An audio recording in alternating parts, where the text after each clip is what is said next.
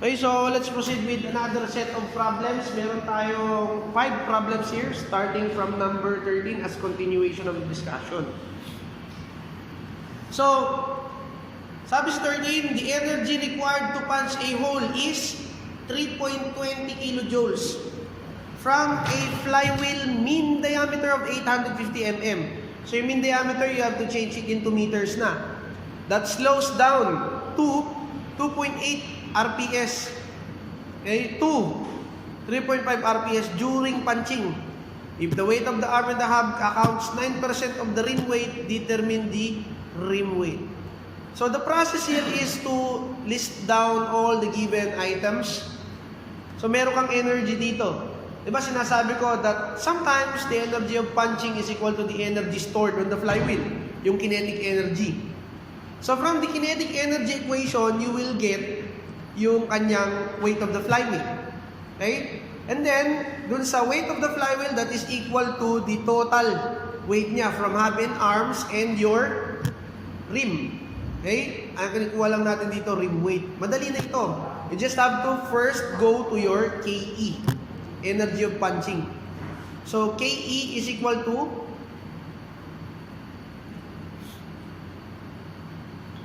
ang binigay sa'yo dyan is weight of the flywheel divide by 2.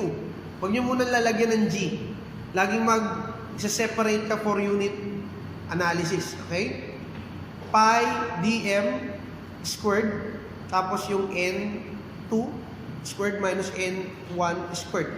Okay? As is, gawin nyo parating positive, where ang mauuna yung malaking value.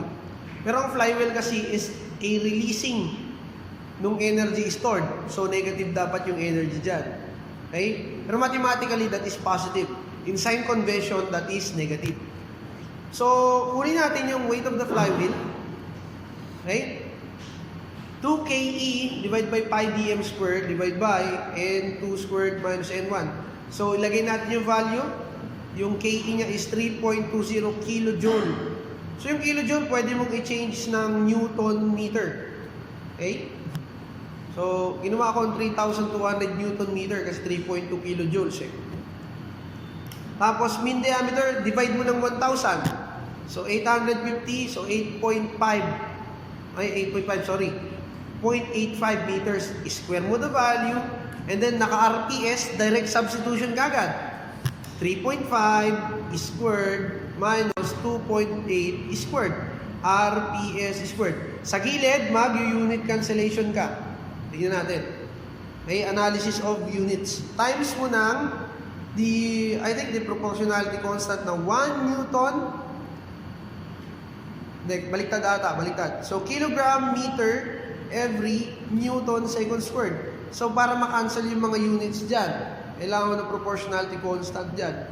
So, N, M squared, M, ang matitira is kilogram only. So, calculate the value, input it on your calculator.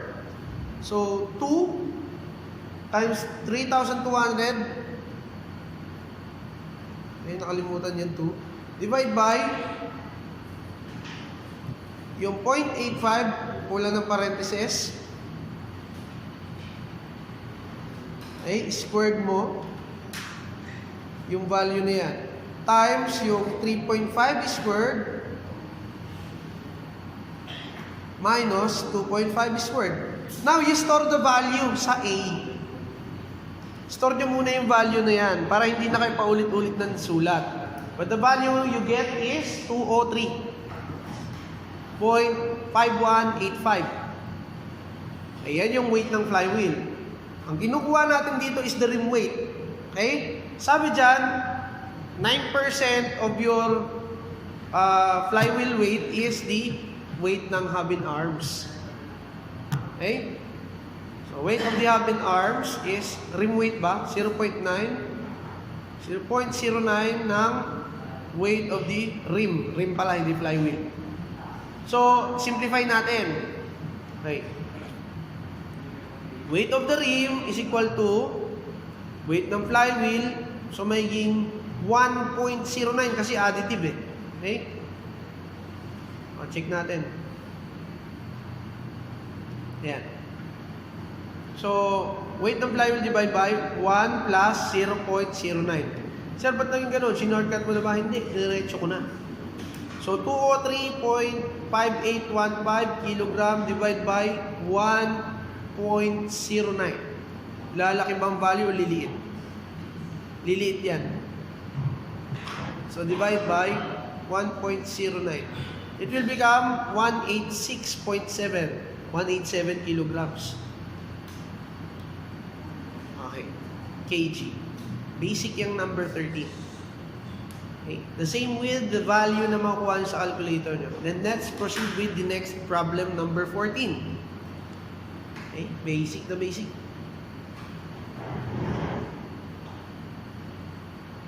Okay, let us read number 14. Angat lang natin. Okay.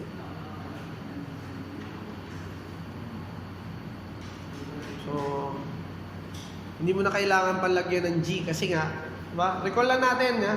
Kahit weight yan, di ba? Sa weight over 2G, hindi ko na nilagyan ng G. Mag-unit cancellation ka na lang. Okay? Unit analysis. Dapat nag-unit analysis ka parate sa flywheel. Okay? For number 14, a 1.3 mean diameter of flywheel.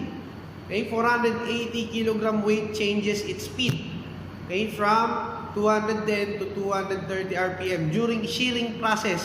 Ibig sabihin, nagpa-punch ka ng hole. Okay? Calculate the force needed to shear a 28 mm thick plate. So, basic na basic to. Kunin mo muna yung energy of the flywheel. So, yung kinetic energy. Di ba sabi ko, energy of punching is equal to kinetic energy. Yun muna yung first one. And the energy for punching is equal to 1/2 ng force applied times thickness of the plate. Okay?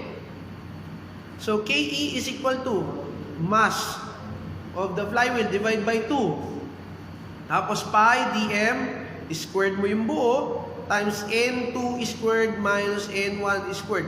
Direct sub na naman ang solution natin dito. Okay? Pwede nang i-direct. Okay? Equate ko na yung dalawa. So, rewrite natin. Yan. 2 pi dm squared n2 squared minus n1 squared. Eh, yung KE mo equal yan sa EP. Okay?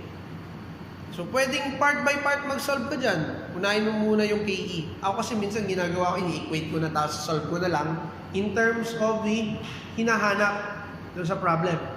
Pero dito, mas convenient yung mag-point to point ka. Okay? So, for 80 kilograms, divide by 2. Okay? Tapos yung pi dm, yung solve natin susunod. Okay? So, ako, nag-iisip ako na idiretso ko na lang kaya. Okay? Pwede naman, possible idiretso siya. So, what will happen is, mas bibilis yung calculation mo algebraically kasi i-isolate mo na yung hinahanap mo yung isang value. Magkakatalo ka na lang sa unit cancellation. Okay? So, ano pa bang gagawin natin dito? I don't know what will happen.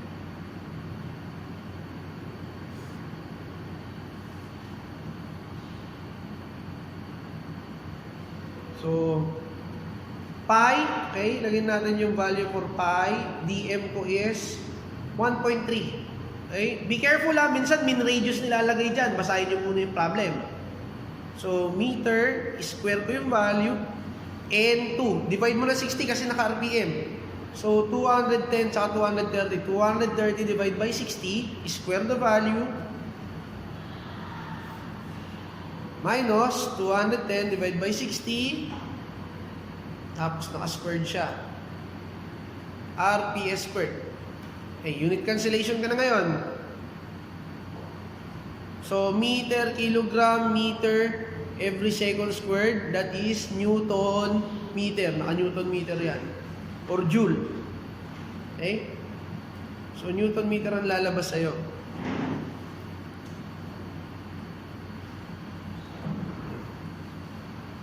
And let us fix muna yung ating calculator. Medyo ayaw lumabas during that part.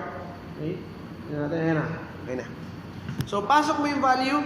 480 divided by 2. Okay? Times, parenthesis mo, pi times 1.3 or 1.3 pi. Squared ko na yung value. Times ulit.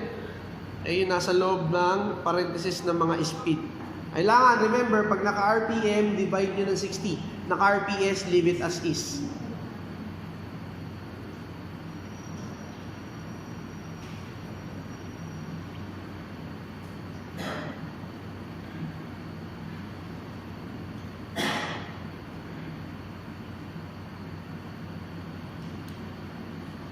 Yan na. So, the value is, di mo pa alam yung unit mo. Okay? 9785.3838. Pero store nyo na siya kay A, pwede na yan. Kilogram. Okay, kilogram, meter, every second squared, Newton, and natira yung meter, Newton meter. Okay? Yan na, energy for punching na yan. So, equate mo siya dun sa energy for punching which is equal to 0.5 or 1/2 force times thickness of the plate. So, ang hinahanap natin is the force. So, force is equal to energy of punching divided by 0.5 thickness of the plate. So, the energy for punching is given there as 9785.3838. Yan, 3838 Newton meter. Ang lalabas dapat kilonewton, I think. 0.5, tapos i-meter mo na lang yung thickness of the plate na 28 mm. Divide mo ng 1,000. Okay, 0.028 meters. Cancel na yan. Times 1,000 Newton every kilonewton. Ayan. So, calculate again. Cancel same units. Newton, meter, meter, Newton. Equal to. Pindutin sa calculator. Okay, divide by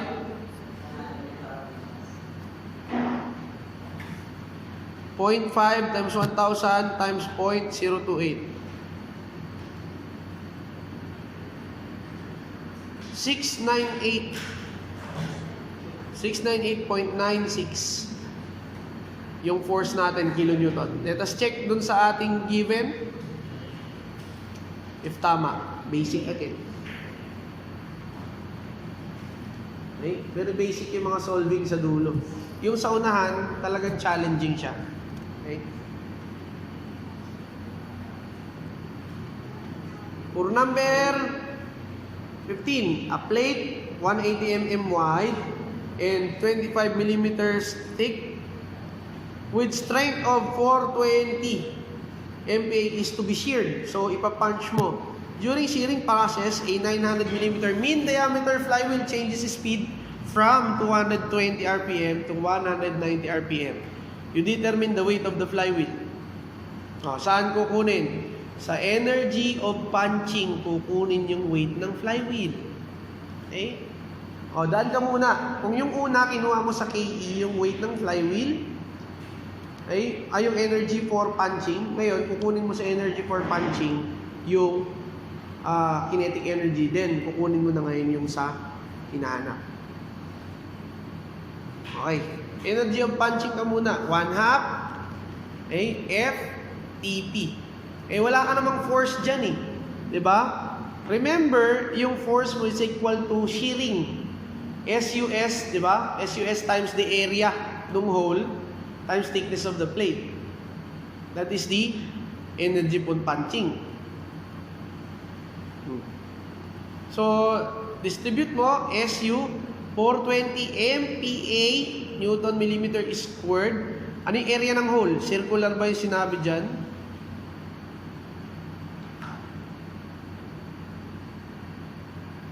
Okay.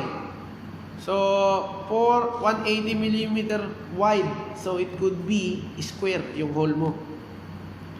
So, SU, B, T squared. So, B times T. Okay? Yung width of the hole times thickness of the plate. Kaya naging thickness is squared. Okay? So B is 180 times 25 squared.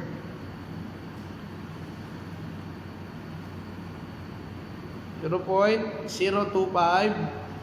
meter na agad, divide ko ng 1,000.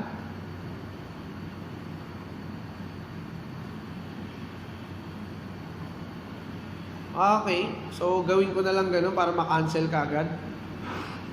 So 25 millimeters squared. Okay. So ang lalabas dito is Newton meter. So 0.5 times 420 times 0.18.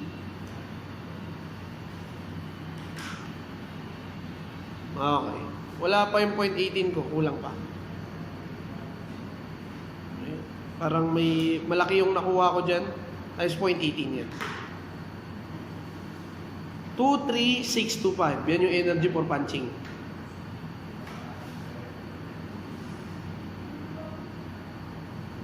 Okay. And also, that is your kinetic energy. On your kinetic energy, dyan mo makukuha yung weight of the flywheel. So, MF 2, tapos pi dm, naka-square yun. And then N2 squared minus N1 squared.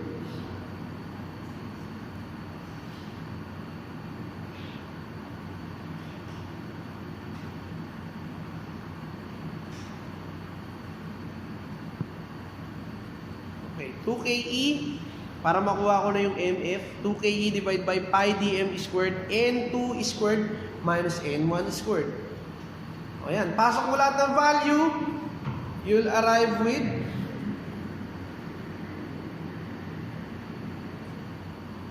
okay, 2365 Newton meter divided by pi dm.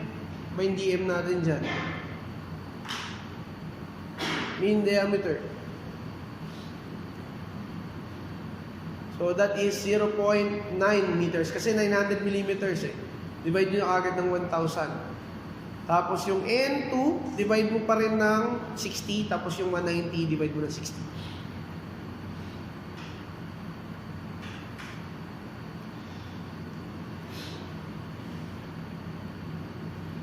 Ayan, RPS squared. Tignan yung unit ha, Newton meter. O, paano mo kayo cancel? Multiply mo again ng, the proper way of solving it is, pakita mo yung conversion factor. Hindi proportionality constant. Lalong-lalo na yung cancellation of units.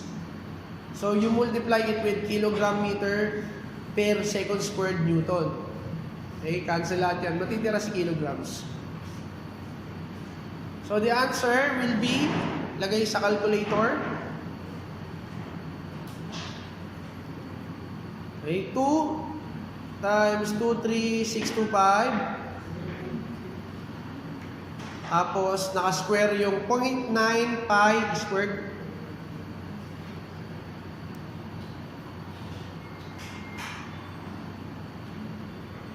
Okay? Times 220. Naka-square yun. Divide mo na 60.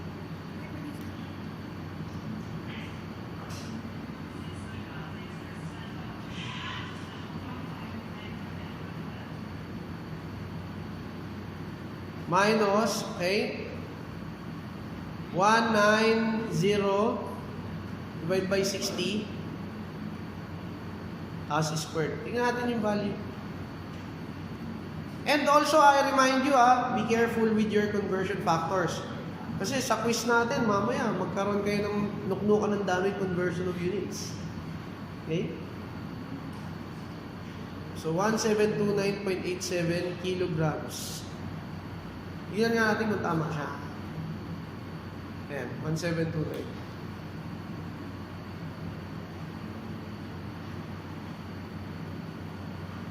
Ayun yung lumabas sa calculator. For number 16, during a punching process, 400 kilograms flywheel with 1.2 meters mean diameter. So the speed varies from 200 to 170 RPM. Find the kinetic energy. Very basic. KE pa rin yan. Paulit-ulit at walang kamatayang kinetic energy formula. So if you don't know the formula, ang pagmumulan lang naman yan ng kinetic energy is mass times velocity squared divided by 2. So expand nyo na lang siya from your velocity. Diba? Velocity is pi dm. Okay?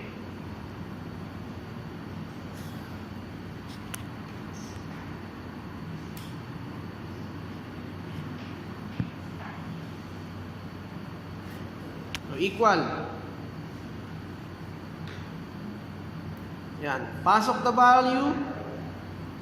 So, mass of the flywheel is 400 kilograms. Divide by 2. Yung pi, dm mo is 1.2 meters squared. Tapos n, divide ng 60 yan. Okay? As divide by 60. Lagay niyo yung value.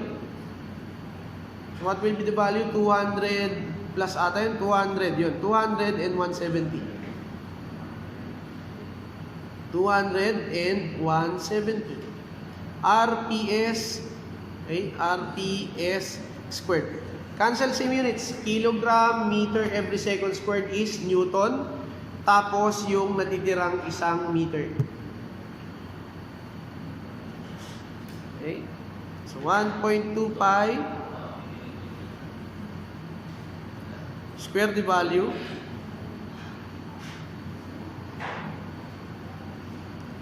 $200 divided by 60 squared.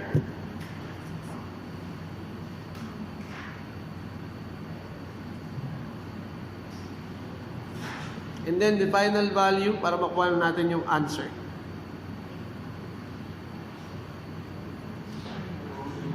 Yeah. Direct substitution lang ang value niya.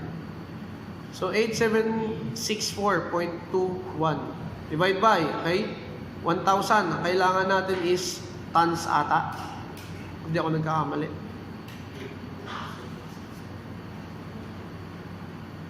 Ay, hindi. Tons tuloy. Kilojoule. Yan. Kilojoule. Sorry naman. Para maging kilojoule. Divide nyo lang 1,000. Inisip ko kasi weight. So, 8.76. Very easy. Because that is direct substitution. Pero life is it like that? Okay? Minsan, pahihirapan ka sa conversion. So, number 17, kinukuha natin dito is yung maximum thickness of the plate. So, pupunta muna tayo sa energy of punching. Tapos, diretso tayo dun sa SUS. Okay? So, energy for punching is equal to, the basic formula is 1/2 ng force applied times thickness of the plate. But yung force is equal to ultimate strength times the area ng hole that is produced by punching. So, 0.5, okay? Lagay ko na yung EP. So, 8,000 Newton meter. SU is 420 kung di ako nagkakamali. 450. 450 Newton every millimeter squared.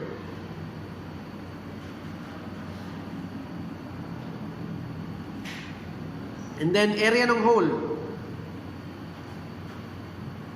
Okay, hole. Diameter yan, di pi dt. Pi d, circumference times thickness. Pi times yung diameter mo, hole, times thickness of the plate.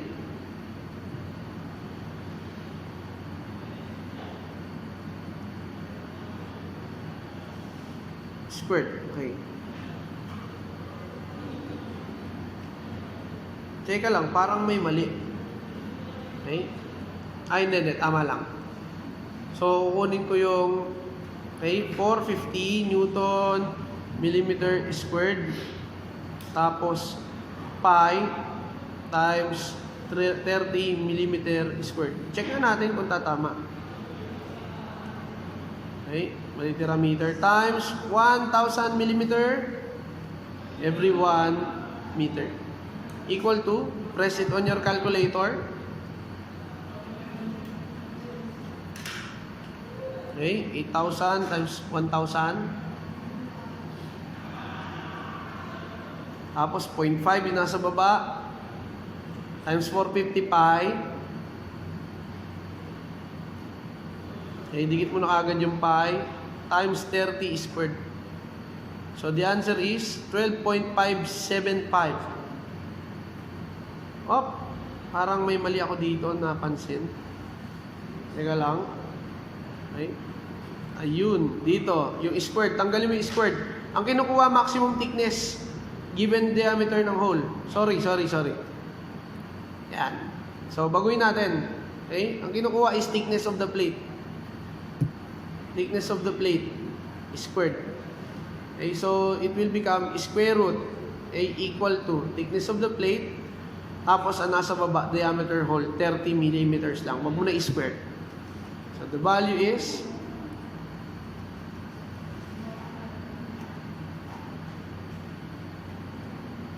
may matitira dyan na millimeter. Okay? So, huwag muna natin kunin yung conversion yan. Okay, tanggalin natin yung kinancel natin. Okay, ayusin lang natin. Square root ng 8,000 Newton meter. Okay? 0.03 millimeter. Meter. Yan. Yung 30, ginawa ko meter. Dinivide ko lang 1,000. Para millimeter squared nasa baba. Okay? Akit naman yan. So, the answer is okay, ayusin na lang natin. I-reform natin siya. Okay, 0.3. Tapos tanggalin natin yung 1,000. Equal to, tapos square root the answer. Finally, we'll get the answer.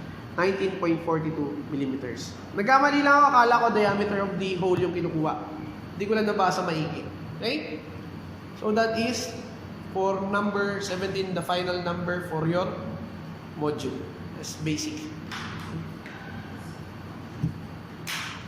So, yun yung ating mga problems. Nasagot natin lahat ng nandyan sa module. Okay? So, keep on practicing. Okay? Keep on calculating and then aralin yung inyo.